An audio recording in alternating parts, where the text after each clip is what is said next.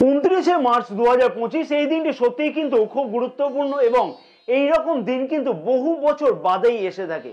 আর এই রকম দিনেতেই কিন্তু ভাগ্যের উন্নতি করা সম্ভব, কারণ এই দিনকে যেমন অমাবস্যা পড়েছে, অর্থাৎ যাকে বলা হয় শনি অমাবস্যা, তেমনি কিন্তু এই দিনকেই শনি মহারাজ গোচর অবস্থান পরিবর্তন করে কুম্ভ রাশি থেকে মীন রাশিতে প্রবেশ করবে। আর এই দিনকে যে বিশেষ উপায়টি পালন করা উচিত, যার জন্য শনি মহারাজের কৃপা সারা বছর পেতে লক্ষ্য করা যাবে, সাথে সাথে জীবনেতে সুখ ও স্বাচ্ছন্দ্য কিন্তু বৃদ্ধি পাবে। কি সেই উপায়?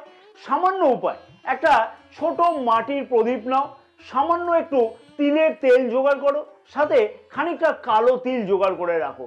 সন্ধ্যাবেলাতে যে কোনো প্রতিষ্ঠিত অশ্বত্থ গাছের তলাতে অথবা যে কোনো প্রতিষ্ঠিত শনি মন্দিরে গিয়ে মাটির প্রদীপেতে তুলোর পোলতে বানিয়ে তিলের তেল সামান্য দাওতে এবং সামান্য কালো তিল ওই প্রদীপটাতে দিয়ে জ্বালিয়ে দাও এবং যথাসাধ্য দক্ষিণা অর্পণ করে আসো সেইখানেতে।